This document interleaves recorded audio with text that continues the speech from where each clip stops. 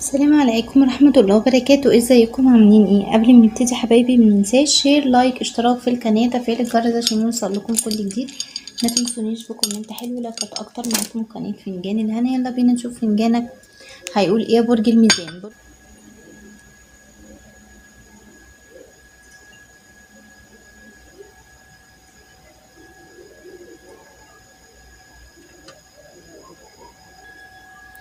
طيب برج الميزان في تقديم لوظيفة جديدة وبدايات في العمل افضل.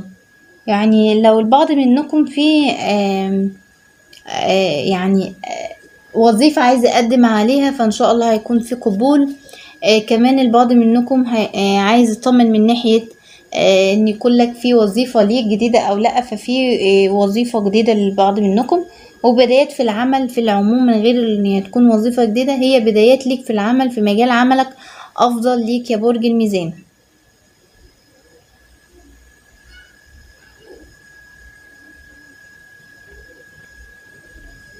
طيب في ترسيم للبعض منكم، ترسيم في علاقة. الترسيم ده للبعض منكم محتاج منكم مجهود لإتمام خطوبة أو إتمام زواج أو إتمام خطوة أصلا إنها يكون فيها ترسيم. تمام، فشايفة إني محتاج منك مجهود، سعي ومجهود، وهيتم. مش سعي ومجهود لا، وهيتم. وللبعض منكم بالفعل هو تم، يعني انت عملت مجهود وتم.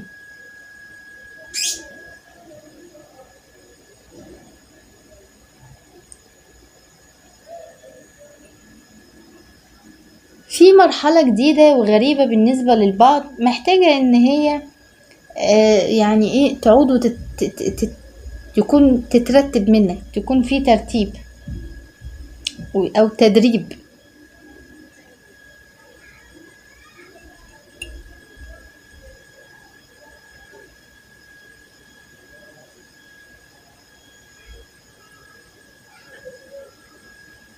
للبعض في مشاكل نفسية وطاقة سيئة محتاجة تتنظف، وشايفة ان في تطور ذات هيكون عندك وانفراجة بعد تعطيل للبعض منكم.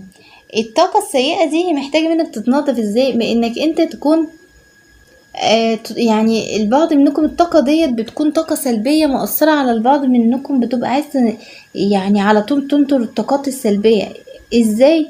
بتصرفاتنا في الاول ان هي عقلنا يكون دارك بان احنا خلاص عايزين نترك الطاقة دي، مش مستسلمين، ده الهدف من كلامي يعني. تاني خطوة انك انت لما بتحس بالطاقة سلبية كده اتجاهك او جواك كده بتحس في حالة سيئة، لا انت خد شاور بمية وملح ومورد. يعني كوب نص كوب مورد او ربع كوب من الماء الورد، وفي بولة بيها مية، فيها مية وشوية كبشة كده بايدك من الملح.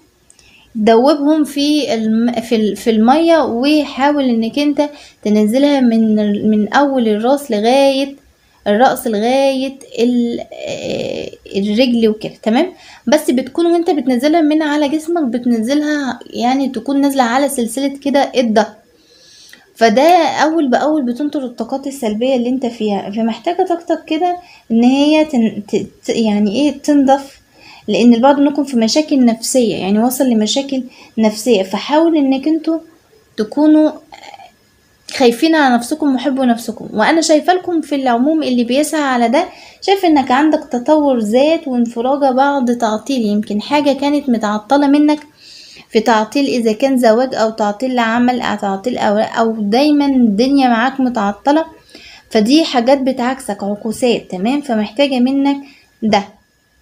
كمان بقى زائد ان للبعض منكم لو في حاجات كتير بتعكسك، يعني عايز الحاجة يمين تجيلك شمال، عايزة شمال تجيلك يمين، ده عندك كده بتبقى عكسات. بيبقى ساعات القرين للبعض منكم بيكون بيزاولك شوية، فايه نكون عاملين ايه، عايزين على مية في بخاخ فاضي كده نحط فيه مية ونقرا بيه، يكون نفسنا في المية بتاعت البخاخ، ونقرا 7 مرات سورة الفاتحة، بعدها على طول 7 مرات سورة الفلق، وبعدها سورة الإخلاص. تمام، والناس، وسورة الكرسي. تمام. آية الكرسي تمام كده. كل ده على مية، وبترش جسمك بيها يا برج الميزان كل يوم قبل ما تيجي تلبس هدومك. لا بترشها على الجلد، وبعد كده على جلدك كله، على وشك وعلى راسك وعلى جسمك كله، وبعدها بتلبس الملابس بتاعتك وبترشها برضو ايه على الملابس. هي بتبقى بخيخ فمش هتتغرق، بتبقى ايه بخيخ. فالحاجات ديت بتحاول نوعا ما ايه بتمنع عنك العكوسات شوية، فبتجيب نتيجة رهيبة مع بعض الناس بطريقة قوية يعني. تمام.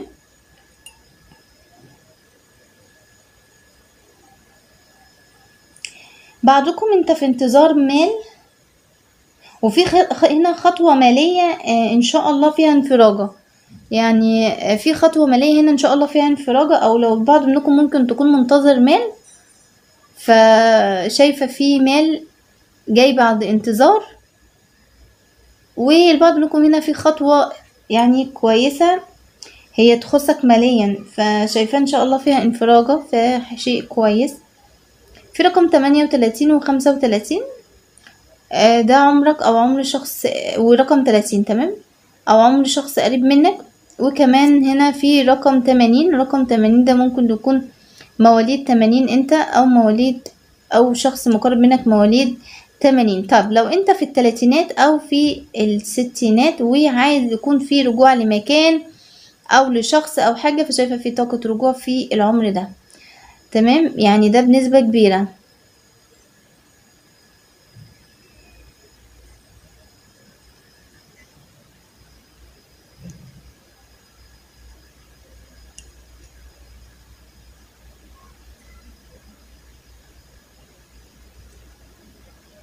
طاقة برج الحمل موجودة هنا يا برج الميزان. ممكن شخص مقرب منك من برج الحمل، او برج الحمل متابع برج الميزان هنا، لو موجود يقول لي ان هو مشرفنا. و وللبعض منكم طاقة برج الحمل هتكون موجودة الفترة اللي جاية معاك، اذا كان بقى في عمل او اذا كان في عاطفة او اذا كان في ايه، فطاقته موجودة. فينا استلام مبلغ او حوالات بنكية فيها رقم 976. مش الرقم ده كله، لا، هي للبعض 9 او البعض 7 او البعض 6. يعني رقم يحمل المبلغ، يحمل رقم من الارقام دي حسب عملتك.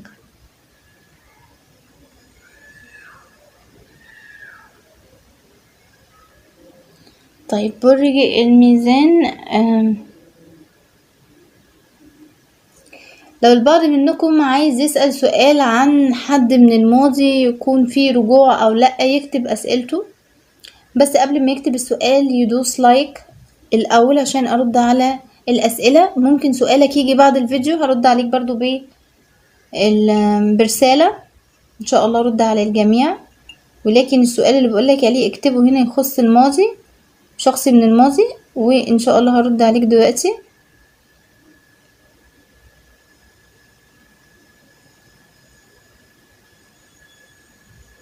طيب هو الشخص اللي من الماضي ده شايفة اني هيحصل ما بينكم حديث او لقاء بالصدفة، يعني مفاجأة بالصدفة، شيء بالصدفة، وفي رجوع على فكرة.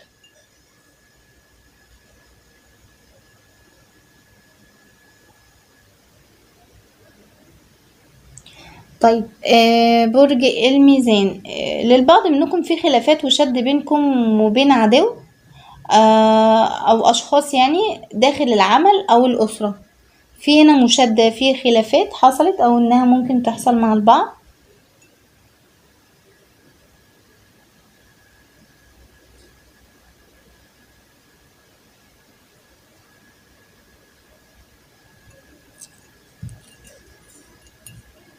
عندك حرف الدال والعين، ده ممكن يكون يخص اسمك او يخص اسم شخص حواليك، والبعض منكم ما بينطبقش معاك الحروف، بس الاسماء بتكون الحروف بتكون اول الاسم، نص الاسم، اخر الاسم، وفي حرف الواو. ده كلها بالعربي، ولكن بالانجليش في حرف الاتش وحرف البي. طبعا الحروف زي ما قلت لكم لا تخصك لا تخص اسم اشخاص. عندك كان بس مفيش حاجه، لو في حاجه ايه هقول لك عليها ظهرت او انها تظهر. في هنا طاقة برج الأسد. موجودة برضو.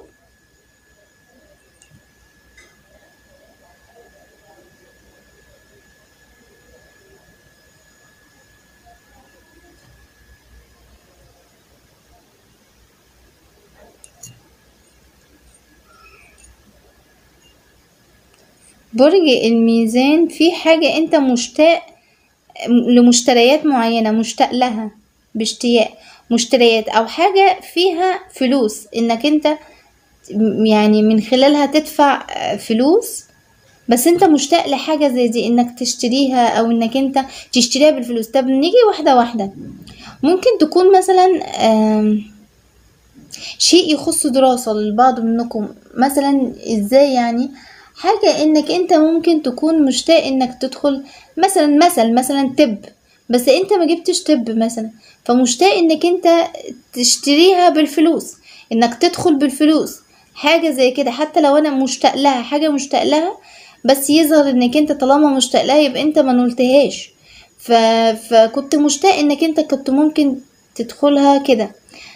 فشايفة ان في حاجة زي دي. طبعا مش الطاقة لازم تكون كده للجميع، لان مش كله يكون في دراسة او كله يكون ده تفكيره، دي تفكير البعض منكم. ولكن انا بقولك يا برج الميزان اني مثال يعني بقرب بيه افكارك.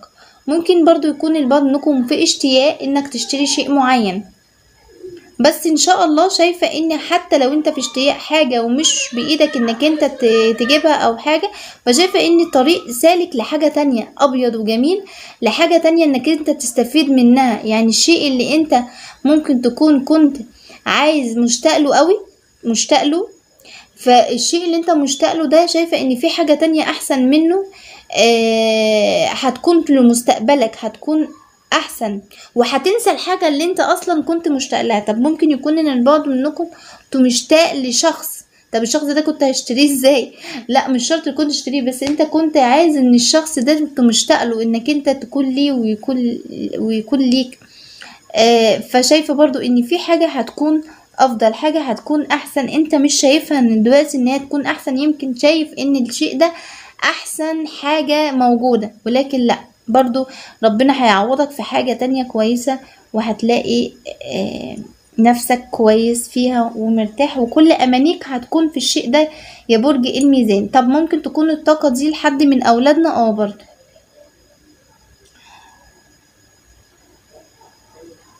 طيب برج الميزان في أنثى بتحاول تسيطر على شريك البعض منكم، في محاولات كتير بالتفرقة، والبعض منكم الشريك شخص عنيد وعايز يتحكم في العلاقة بقوة. فشايفة اني دي شخصية البعض منكم، شريك البعض منكم، بس في حد عايز يفرق.